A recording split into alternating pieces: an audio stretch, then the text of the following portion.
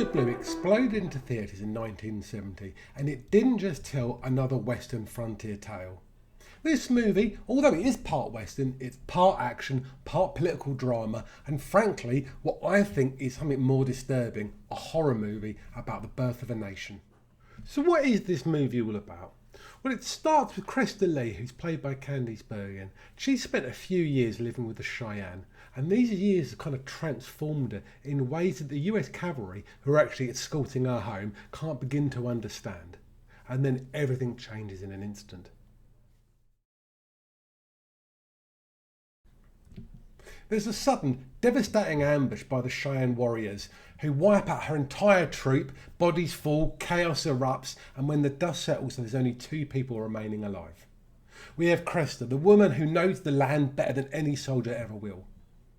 And then we have Onus Grant, played by Peter Strauss, who's a naive young private who clings to his uniform and his ideals because that's all he has.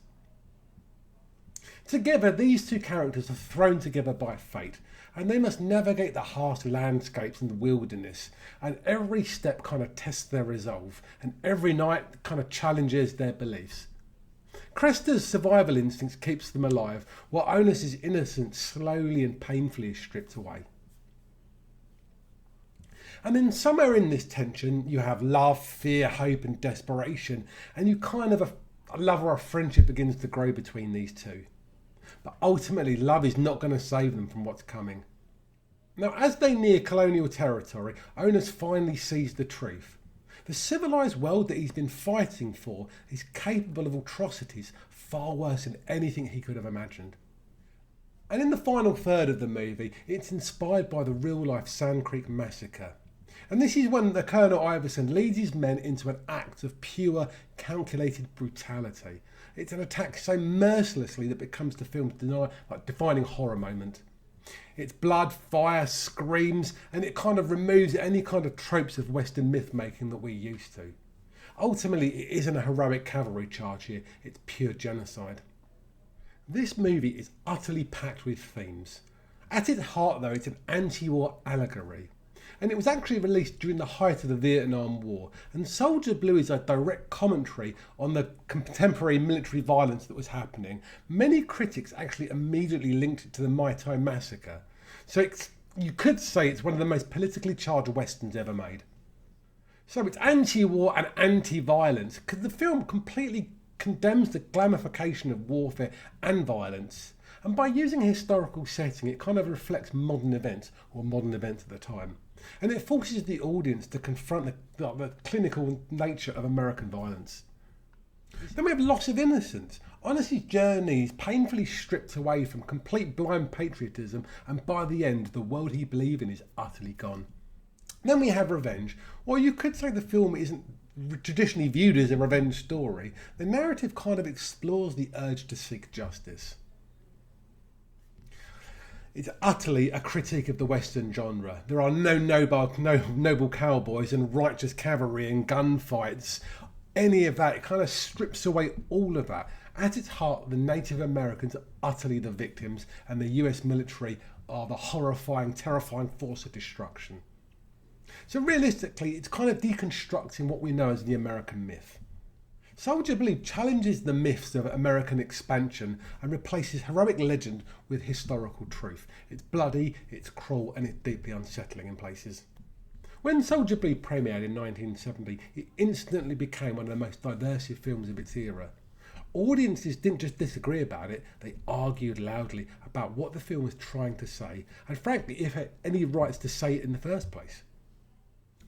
Now, the critics' reaction is really interesting because it utterly polarised people. Many critics were stunned not just by the violence, but frankly by the film's unapologetic political tone here. While some praised it for confronting American history really honestly, others condemned it for being exploitative.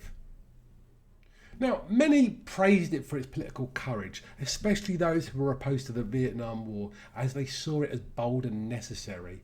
And they applauded its willingness to really depict Native Americans with dignity and exposed the brutality of the US cavalry history. And as I said, it kind of forces the audience to draw parallels between real-time atrocities that were happening in Vietnam at the time. But then on the other hand, lots of people were horrified by the film's final third, that massacre. People could see it as sadistic, excessive, and beyond the bounds of taste, or sensationalist to be fair. Many believe the film crossed a line, not because it exposed the atrocity, frankly because they felt the violence was far too long, too graphic, and it was kind of intertwined with entertainment, and that's a little bit more morally indefensible, isn't it? One of the biggest critics at the time was several prominent reviewers argued that the director, Ralph Nelson, wasn't critiquing violence, he was kind of revelling in it. And they felt that the final massacre scene was a lot less like a historical truth, but a real shock designed to grab headlines. And I think there's a bit of that, to be fair. Even many didn't agree with its political stance and criticised some of the acting and some of the dialogue. They do see Soldier Blue as an important film. So let's see what I think. Well, for me, the biggest issue I found with Soldier Blue is its complete shift in tone. The first 2/3 of the movie is kind of light-hearted at times, like an odd couple. It's like an adventure story, people getting to know each other, and it's sprinkled with romance and comedy. And although it kind of lulls you into a full sense of security and comfort, but I felt a little bit misjudged, to be honest with you. And then everything changes, and the final third of the movie is violent, it's jarring, and it feels like a completely different movie. Tonally, it's a whiplash. Many people see it as a flaw, others think it's the entire point. For me, I don't think it really works. Well, and let's be honest, I think the acting, direction and the score kind of range from serviceable to utterly mediocre. The dialogue could absolutely be stronger, and it is really weak in places. But despite these shortcomings, I think the story and the message does kind of rise it above some of these big flaws. It is an imperfect movie, it is a messy movie, but ultimately I think it's a really important one.